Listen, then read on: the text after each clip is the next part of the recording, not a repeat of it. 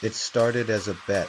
One night in the old house above the graveyard, the one where they bury the poor, the nameless, the sick, $1,000 if we could survive till dawn. I should have said no, but Ed and Joe kept pushing. So I went.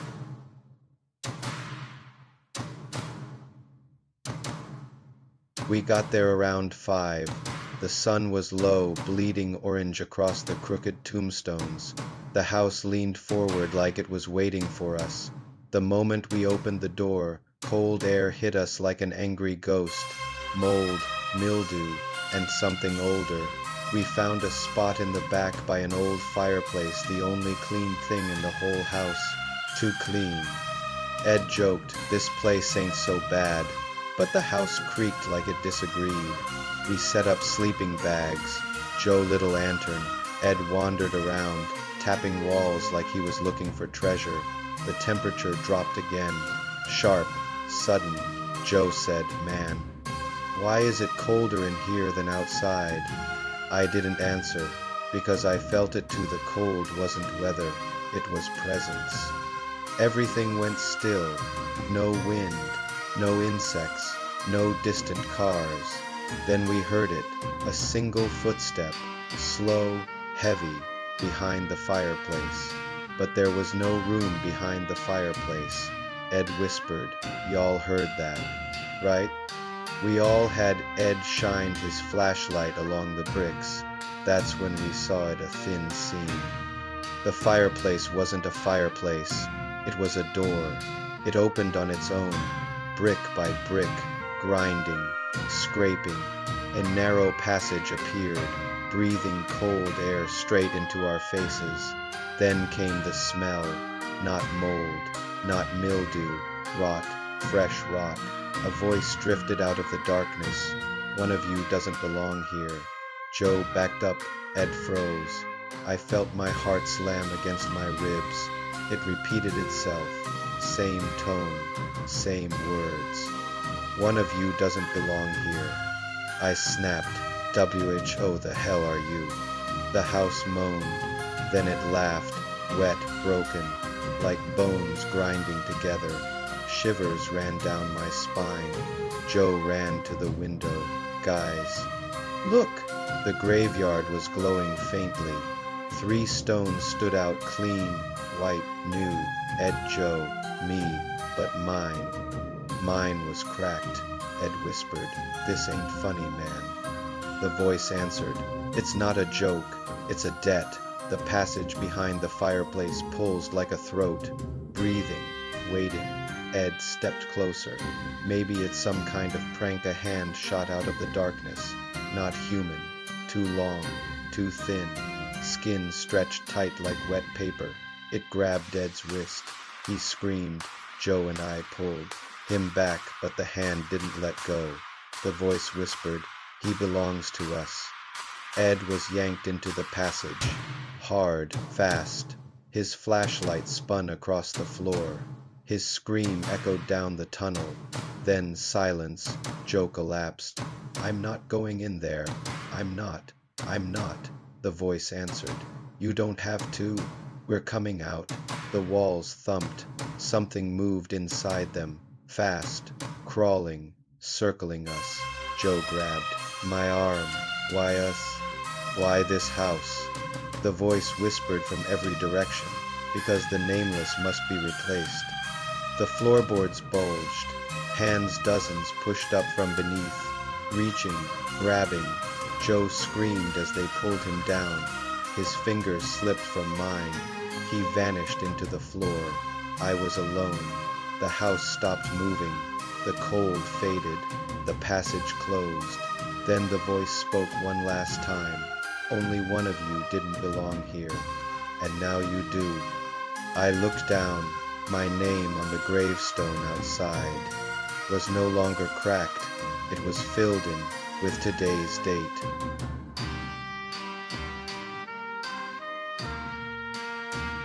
If you ever see a house overlooking a graveyard, don't go inside. Some places aren't haunted, they're hungry. It was almost 1 in the morning when I finally left work.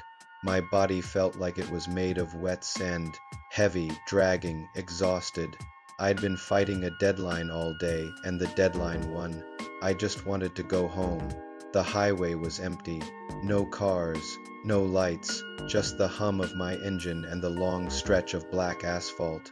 Then something small shot across the road. I didn't even have time to react. Thump. My whole car lurched, and then I heard it. A scream, not an animal scream. A human scream, sharp, high, and full of pain. I froze, my hands locked on the wheel. I didn't stop. I should have, but fear grabbed me by the throat.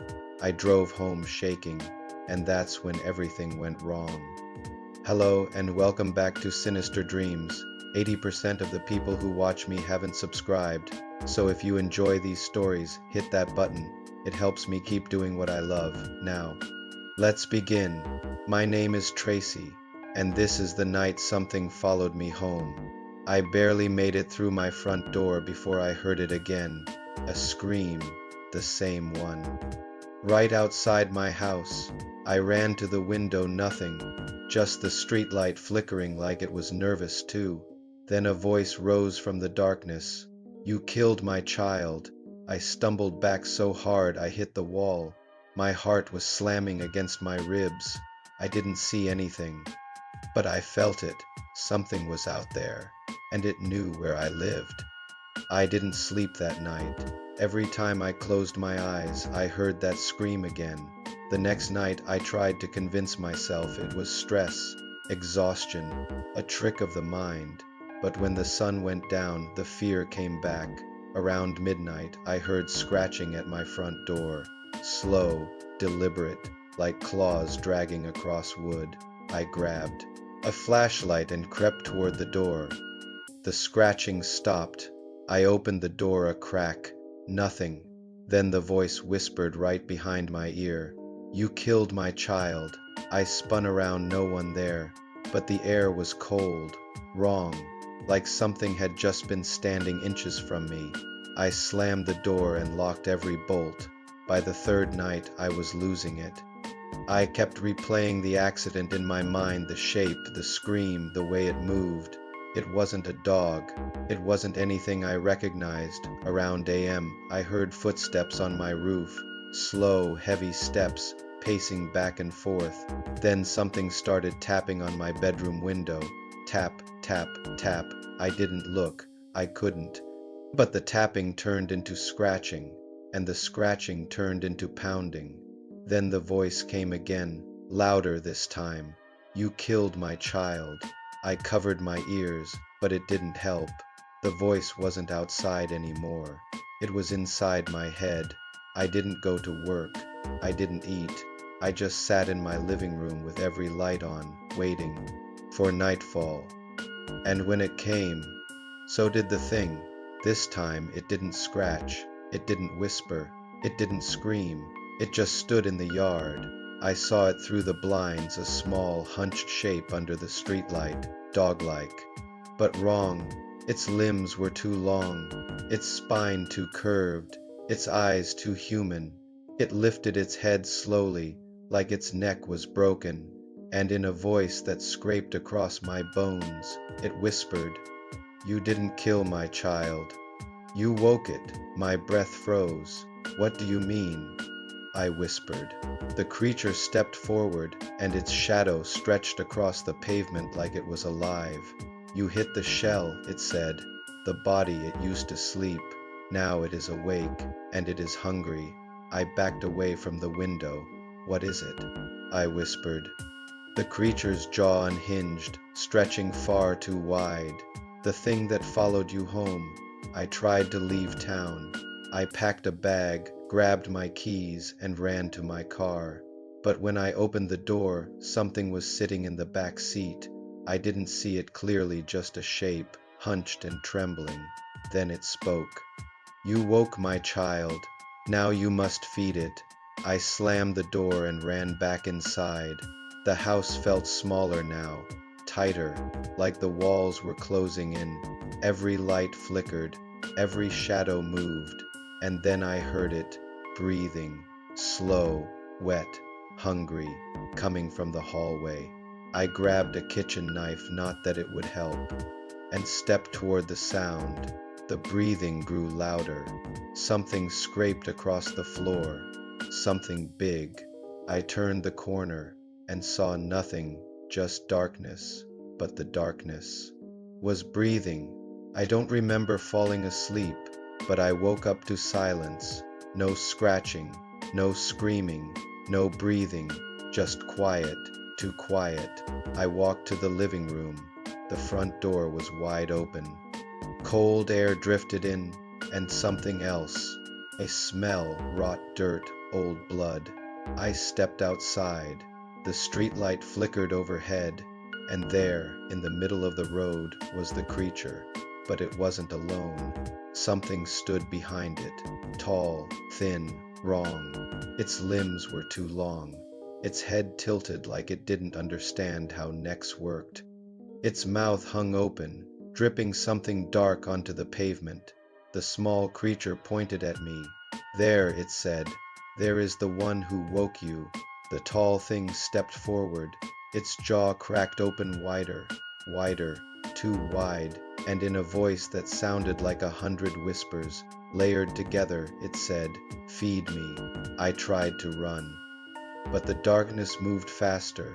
It swallowed the street, the houses, the sky, and the last thing I saw was its mouth closing around me. This has been Sinister Dreams. If you enjoyed this episode, like and share it helps keep the nightmares alive. Sleep well, if you can. When the letter arrived, it was 1:55 p.m. dropped right on my desk at the tiny law office where I work, downtown New Orleans, where the air is thick enough to chew and the ghosts walk faster than the living. The envelope was old, heavy, my name carved into it like a warning. Inside, the words hit me harder than I expected. "We regret to inform you of the passing of Mr. Glenn Lamar. My father, a man made of stone and storms, a man I hadn't spoken to in years." Then the line that froze my blood: "Your presence is required to claim his estate." That house, that cursed generational house that has haunted my dreams since childhood. My name is Paul Lamar, and these are my sinister dreams. The road to the Lamar estate is long, narrow, and lined with cypress trees that lean in like they're listening. The closer I get, the heavier the air becomes. I pass the old iron gate, still bent, still rusted, still carved with the family motto, "What is owed will return." I never understood it as a kid. Now it feels like a threat. As I drive up the gravel path, the house rises out of the fog like it's been waiting for me. 3 stories tall, windows like dead eyes, porch sagging like a mouth ready to swallow, and for a moment, I swear I see someone standing in the upstairs window. Someone shaped like my father. The front door opens on its own, not wide, just enough to say, "Come in." Inside, the smell hits me first. Old wood, mildew, and something metallic, like blood that dried years ago. The house hasn't changed. Same wallpaper peeling like dead skin. Same portraits of ancestors who never smiled. Same staircase that creaks even when no one is on it. I hear footsteps upstairs. Slow, heavy, too heavy to be human. I call out, "Hello." The footsteps stop. Then something whispers my name from the dark hallway, "Paul." I find the lawyer waiting in the dining room. He looks nervous, like he wants to finish this and run. He hands me the will. My father left me everything: the land, the house, the debts, the secrets. But there's a handwritten note tucked inside. "Do not sleep in this house. Do not open the cellar. Do not trust the man wearing my face." The lawyer leaves so fast he forgets his briefcase, and the house settles around me. Like it's relieved I'm finally alone.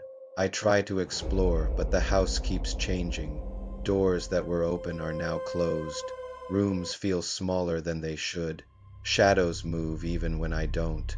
At 9:13 p.m., the lights go out. I light a candle. The flame bends toward the staircase, like something upstairs is breathing in. I hear humming, a low, familiar tune. My father used to hum it when he was angry. I follow the sound to his old bedroom. The door is cracked open. Inside, the rocking chair moves on its own, back and forth, and sitting in it. Is my father, or something wearing him? His head turns toward me with a slow, grinding crack. "Paul," it says, "you came home." I run, but the house shifts around me, hallways stretching, doors vanishing, stairs leading nowhere. The thing wearing my father follows without walking. It just appears, in every doorway, every reflection, every shadow. I hide in the study and find an old journal, my father's handwriting. He writes about the house being alive, about a presence older than our bloodline, about a bargain made generations ago.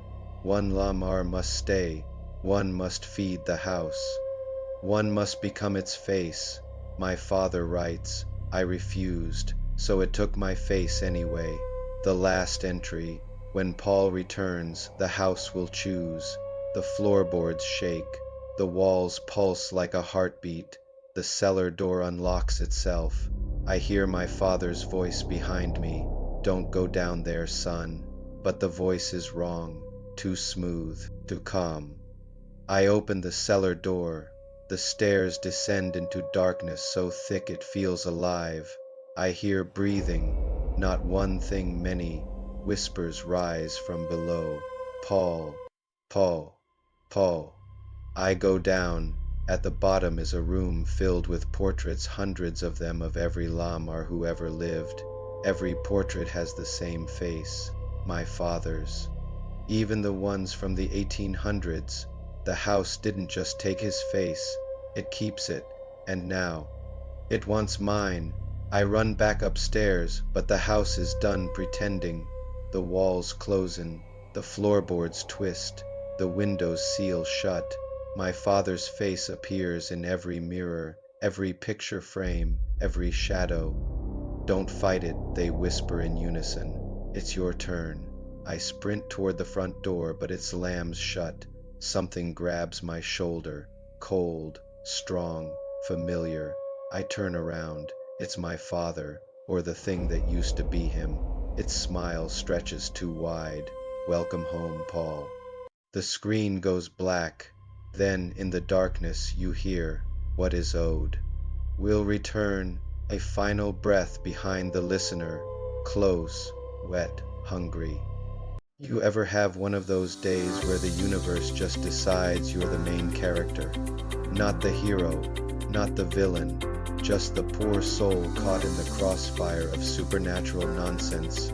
My name's Tom, and this is the story of how I got kidnapped, claimed, colonized, and nearly married off by an 8-inch tall drunk leprechaun woman. Yeah, buckle in. It was a normal evening. Same walk, same tree, same let me breathe before life gets weird again routine. Then I heard it, a sound that could only be described as somebody is regretting every decision they made today, moaning, groaning, like a squirrel fighting a hangover. I look over, and there she is, 8 inches tall, dressed in green, face down in the bushes like she missed the rainbow and crash-landed into my reality. I poke her. She pops up like a toaster pastry and immediately accuses me of improprieties. Ma'am, you are the size of a Funko Pop. What improprieties? Before I can defend myself, she declares, you're my man now, and that's when I knew. I should have stayed home. I take her home because I'm a decent human being, and also because I'm thinking, if I tell this story later, nobody will believe me. Big mistake. The moment we get inside, she climbs onto my bar, drinks my liquor, demands snacks, yells at me for breathing too loud, and uses my head as her personal luber. She drags a bottle of whiskey across the counter like she's claiming territory.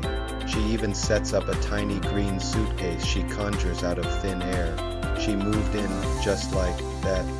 Didn't ask, didn't knock, didn't pay rent, just colonized my kitchen like she was planting a flag.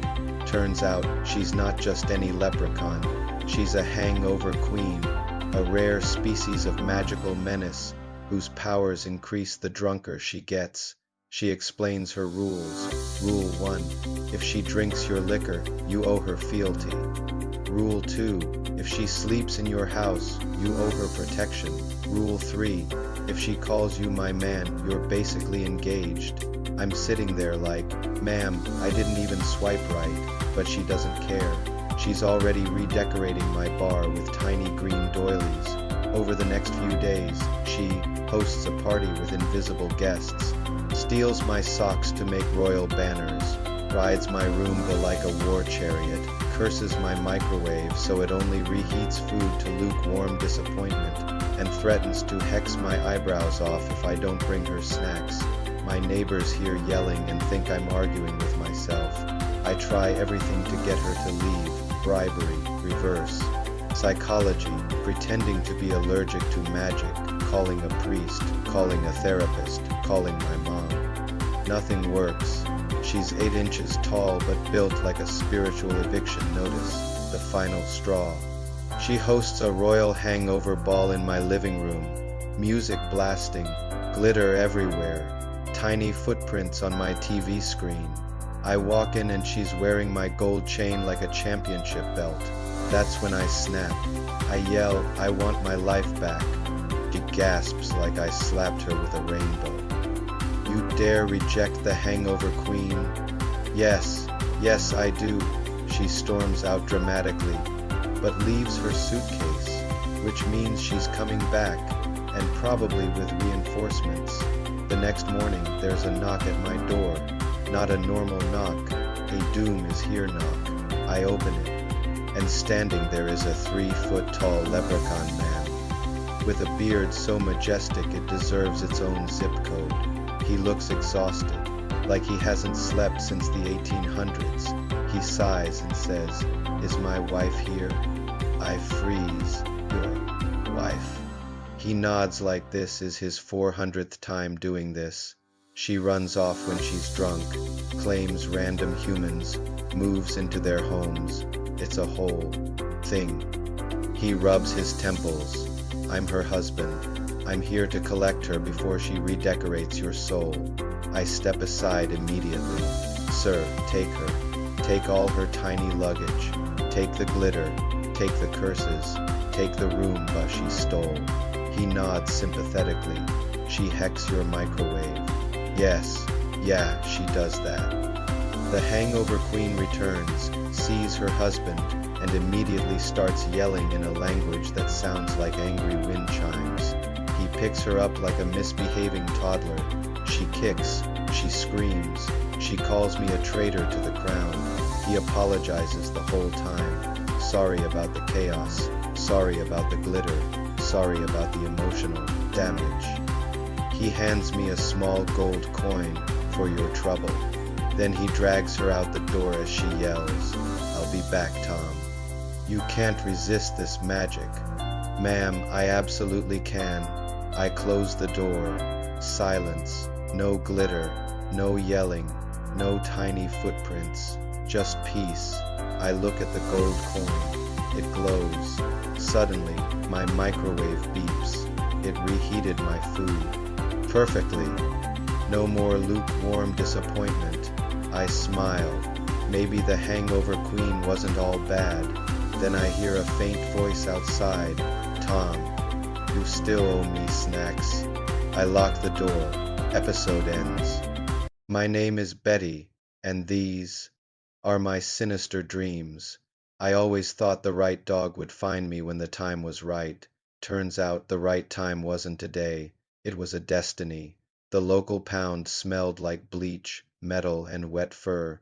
Rows of cages rattled with barking, whining, and the restless shuffle of forgotten animals. But one cage was silent. A German shepherd sat perfectly still, eyes locked on me, not curious, not hopeful, just aware. His gaze felt like a question I didn't know how to answer. That one, I told the worker. She stiffened, not in fear, in reverence. Before I could leave, she pulled me aside, her voice trembling. "Ma'am, this dog is special. He needs protection." I laughed. "I need a dog to protect me." "Oh, he will," she whispered, "but he needs a keeper. A keeper, not an owner." "Why? What makes him so special?" She looked toward the exit like something might be listening. "Because there's a bounty on his head, for the death of his mother." My heart dropped. "What kind of dog have you given me?" Her voice cracked. "A god." He sat in the back seat like a soldier, upright, silent, watching the world blur past the windows. Every streetlight flickered as we passed. Every shadow seemed to bow. At a red light he leaned forward and pressed his forehead gently against my shoulder. A warmth spread through me, not heat, recognition. Like he'd known me long before today. At home, he didn't sniff around or explore. He walked straight to the center of my living room and lay down like he'd been there 1,000 years. Around midnight, I woke to a low growl vibrating through the house. He stood at my bedroom door, fur raised, eyes glowing faint gold. Outside footsteps, slow, deliberate. Someone was circling my home. I grabbed my phone, but the screen flickered and died. The dog stepped in front of me, muscles coiled, gaze fixed on the front door. Then 3 knocks, not human, too heavy, too slow. The dog pressed his head against my leg, as if telling me to stay behind him.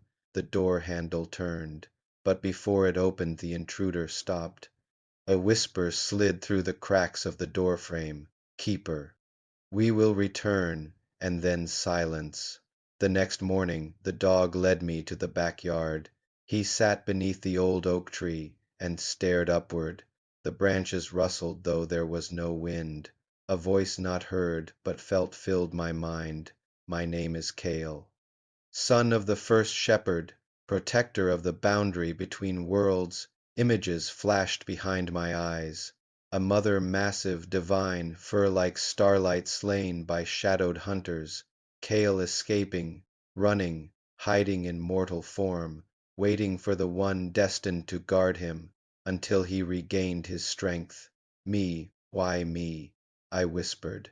The answer came soft, warm, ancient. "Because you have been alone long enough. And because I will not let you be alone again." That night I sat on the porch with Kale's head resting on my lap. The moon hung low and full, bathing us in silver. For the first time in years I didn't feel small or forgotten or breakable. I felt chosen. Kale lifted his head and looked at me not like a dog looks at a human, but like a guardian looks at the one they vow to protect. His eyes glowed softly, gold swirling like galaxies. "When they return," he said inside my mind, "they will not find you unprotected." I smiled, brushing my fingers through his fur. "Good," I whispered, "because I'm not letting anything happen to you either." The wind shifted. The shadows bowed, and for the first time since his mother died, Kale closed his eyes and slept peacefully because he finally had a keeper, and I finally had something worth fighting for. My name is Betty, and these are my sinister dreams. My doctor says I'm a danger to myself, that trauma can twist shadows into monsters, that the mind can attack itself. I didn't want to hear it. I didn't want to believe it. But here's the part that finally broke me. Last night, when the creature stepped out of the mirror, when its breath fogged the glass, when its claws scraped the sink, I realized something. It wasn't hunting me. It wasn't stalking me. It wasn't trying to kill me. It was trying to be me. Every scar on its body was one I gave myself. Every wound on its chest matched the ones I woke up with. Every scream it made was my own voice echoing back at me. And when it whispered, "Let me in," I finally understood. It wasn't a monster. It was my pain, my memories, my trauma, everything I refused to face. Everything I tried to fight alone, I'm still a Marine, still a warrior, but even warriors break. And when we break in silence, the shadows get louder, the nightmares get teeth, and the mirror becomes a battlefield. So if you're listening to this, and you've been fighting something no one else can see, don't wait until it wears your face. PTSD is real, it's dangerous, and you don't have to face it alone. Reach out, talk to someone you trust, a friend, a family member, a counselor, anyone. As for me, I'm finally getting help, because the scariest thing I ever faced wasn't the wolf in the mirror, it was believing I had to fight it by myself. If this story hit home, share it with someone who might need it, and remember, welcome to my sinister dreams. Take care of your mind, before the shadows take care of it for you.